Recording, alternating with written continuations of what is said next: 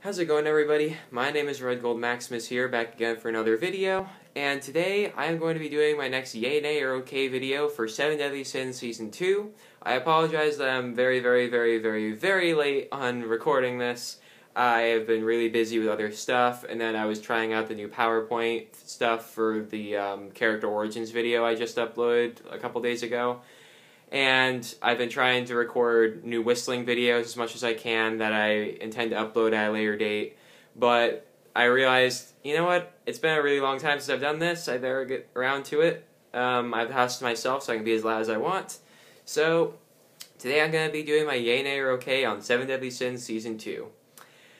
What can I say about this season that hasn't already been said? People were very split when it came out. Some people thought it was a masterclass in character development and absolutely adored it, while others thought it was kind of a waste of space that was just designed to tide us over until the much better Season 3 came out. And I have to say, I'm kind of feeling both of those arguments. Like, on one hand, I really like this season for its character development, but on the other hand, just like about everyone else, I was pretty disappointed when this season came out, and it only was 4 episodes long. But luckily, it's 4 episodes with some of the most varied and interesting characters you'll see in anime. If you guys have seen my Season 1 review, you know that I absolutely adore this show's ability to develop characters without distracting from the plot. Which is why Season 2 has a bit of an advantage, because Season 2 doesn't really build up the plot at all and focuses only on character development, which I actually think kind of works in this season's favor. If it's going to be 4 episodes long, I'd rather it was about character development than a story, because then the story would feel rushed. And that's not to say this season doesn't have any story, it does, but it's all in the end credit scenes exclusively. So if you don't watch the end credit scenes, then you're not getting any plot development in this season. But on the other hand, it's not really necessary to watch the end credit scenes, because pretty much everything that was in the end credit scenes is recapped in Season 3. So you don't really need to watch Season 2, per se. But I do think that it's a great season for character development, as I mentioned. The thing is, this is not a direct follow-up to Season 1. It in fact actually takes place a little bit before the ending of the last episode of Season 1, during the period where they're trying to reconstruct Leonis after the Battle of Leonis. And basically, it's all about character development and hijinks and comedy, and this might not be Season 3, but I hope that this will tide you over, kind of thing. But luckily, it did tide me over, even if it was only 4 episodes. Luckily, it's 4 episodes, as I mentioned, with some of my favorite characters in all of anime. So it didn't really bother me all that much that this season was only 4 episodes, after I remembered it's still 7 Deadly Sins, and it's still 4 episodes I've never seen before. It's like, by that point, when the season came out, I'd seen Season 1 so many times, it was great to see something new on the table, even if it was, like, very little that was new. And honestly, there are some real bright spots in this show. I liked this episode in Season 2 where Deanne and King are playing a game of tag, and if King manages to catch Deanne, then Deanne will do whatever King wants, any one thing that King wants.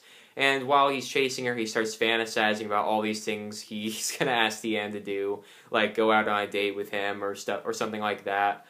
And then they stumble upon this wedding ceremony that gets attacked by, like, a demon hybrid. And then they stop the demon hybrid, and King has, like, this moment, and Deanne's like, oh, it looks like you caught me. And you think that King is going to ask Deanne for one of those things he was thinking of, but instead he just asks her if she remembers the stuff that he had erased from her memories all those years ago, which I thought was very mature of King. I know King is like one of the oldest members of the cast, not the voice actor, the character himself. But at the same time, despite being so old, I've always found King to be kind of an immature character. Not that that's a bad thing, but when he has these mature moments, it just feels so earned.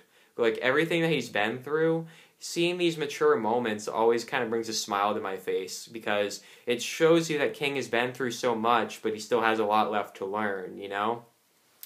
And, you know, it was just a great season. I also really liked this scene with Gowther. He was, like, hanging out with this little boy who's this 7 Deadly Sins fanboy, and his mom has just died, and his father and him are moving away from the city. And so him and Gowther make believe being the seven deadly sins. And the reason he's hanging out with Gowther is because Gowther kind of looks like his deceased mother, at least in the face.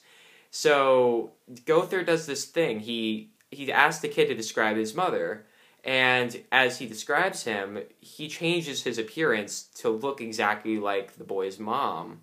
And the boy, like, cries and embraces Gowther because he thinks that Gowther is his mom and that she didn't die. And he's like, please don't leave us again, Mom. And then he's like sobbing. It's such a sad, emotional scene. And then his father comes and he turns around again and Gowther's not there. His mom's not there. And he's so sad. He's like, I know that Mom was there. She just came back. She came back to us. You know, that kind of thing. And it was really emotional. I really thought this was a great and necessary scene for Gowther. But for those highlights, there's also some downs. For one thing, the fight to the death between Ban and Meliodas, I couldn't take it seriously. I don't know what it was. It never felt like there was any stakes. Even though it was a fight to the death, I knew neither of those guys were going to die. And because of that, I had a hard time taking it seriously as a true fight to the death. Like, even in Season 1 when these two fought, I never took it seriously. Maybe it's because I've seen them fight so many times, but I just couldn't, I don't know, I didn't think that this was a very serious fight. Especially because there was like an entire crowd outside the cube they were fighting in, and they were kind of distracting me a little bit. I feel like if this fight was more focused on just the fight itself, I could have taken it more seriously. But not once did I feel like either of them were dying here. And unfortunately, that kind of ruined the emotional stakes, in my opinion.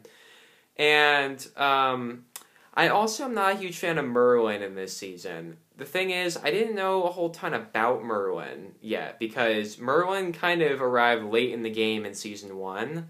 Therefore, I still didn't really get her character.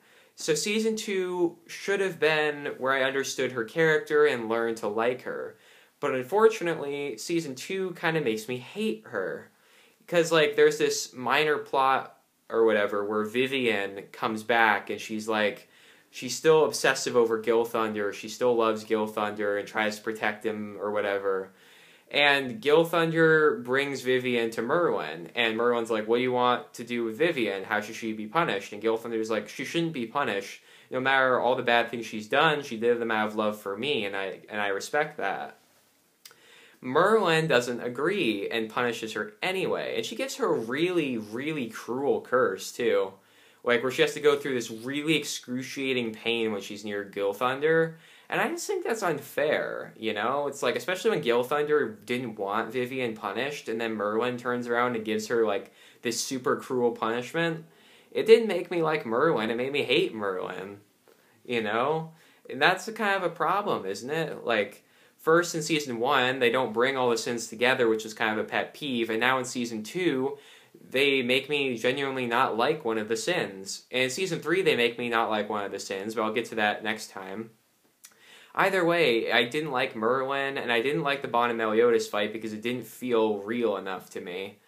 And I was a little disappointed it was only 4 episodes and that all the plot development stuff was only in the end credits. But either way, this season was really, really good for character development. And as I mentioned, character development is something that Seven Deadly Sins does masterfully. So I really like Season 2, although I am a tad biased considering that we actually have a Season 3 to watch after it now, which we didn't when it came out. But I remind myself after Season 2, I can rewatch this. You know, I can rewatch Season 1 again, I can rewatch Season 2. You know, I have stuff to tide me over until Season 3 comes out. And it was another 1.5 years until Season 3 came out, so with that knowledge in my head, it helped me get through the next 1.5 years of no Seven Deadly Sins follow-up, at least not properly. So either way, I really enjoyed Season 2 for its character development, but it was a little bit short, and a lot of the stuff in it didn't really need to be there. Like, they take a lot of time chasing Hawk around the city, which I thought was a little unnecessary. And I also didn't like how they didn't really explain how Hawk comes back from the dead. They kind of leave that question mark, and it's still not really answered. So, yeah, I'm just... Season 2 could have been better. It felt like it was just trying to tide us over for the much better Season 3. But what we got with Season 2 wasn't awful. With the exception of those two things I mentioned, this season was far from bad. The hawk chasing stuff might have gone on a little too long, but it was still funny, and the characters are still plenty enjoyable, which made it more tolerable, in my opinion. So, because of that, I'm not going to say this season is terrible, but it's not great either. So I'm going to give this season an okay. Thank you everybody for watching this review. Once again, I'm very, very sorry that I was late on recording this. But anyway, I'll see you guys in the next video. Have a nice day.